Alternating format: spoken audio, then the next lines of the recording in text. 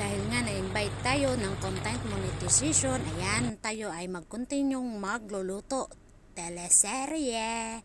Kasi itong ating content, loto-loto. So, nakabili ako ng balon-balunan ng manok. So, hugasan lang natin yan, guys. Then, saka natin pakuluan. Lagyan natin ng asin. Yun, nakita nyo na yun. Ang bilis, grabe. So, after 1 hour na pakuluan ko na, ayan, slicein rin natin ng pinong-pino, guys, kasi ang gagawin natin dyan ay Bicol Express. Parang natakam kasi ako sa bituka ng manok, guys. So ang gawin lang natin, ayan, nagpakulo tayo ng mantika. Lagyan rin natin ng butter, konti lang yung butter nilagay natin, guys. So nung mainit na, nilagay na natin yung mga ricados like luya, bawang, sibuyas, yung natural na ginagamit natin lagi kada mag-isa tayo. So dahil nga sa manok, lagyan natin ng ginger. So ayan, guys, i-mekos na yan ni Ensan. Isa-gisa lang natin, guys, yung mga ricados para lalabas yung kanyang bango.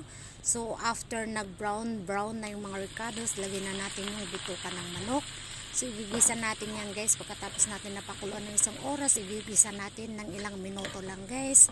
Saka natin ilagay yung ating kakanggata na sabi nila. So bago yan, lagyan muna natin ng paminta, chicken cubes, and gumamit pala ako ng patis pa lang ginagamit ko, guys, para makontrol ko. Kasi kung asin, guys, ang ginagamit ko, napapadami po at lalong umaalat yung ating luto.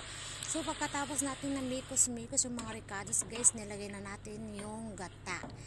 Isang lata po yung gata na nilagay natin. Saka natin takpan. So i-check natin, guys, kung okay na nga yung gata at naluto na. At ayan, ano na siya, tignan nyo, guys, natakam-takam na ako. So megos na natin yan ni Ensan. Saka natin lagay yung sili. Wow, kasi nga dahil sa Bicol Express, guys, kailangan may sili, hindi yan mawawala. So tinakpan natin, after 2 minutes yan, binalikan natin ulit. So pwede na siya, guys. So ano pang ginagawa mo? May bahaw ka ba dyan? Kainan na. Kung wala kang ulam sa pagpapanood mo nito, or gutom na gutom ka, guys, magsardinas ka muna dyan. So ayan lang, let's eat. Thanks for watching. Comment naman dyan, guys, kung tagasan ka. Thank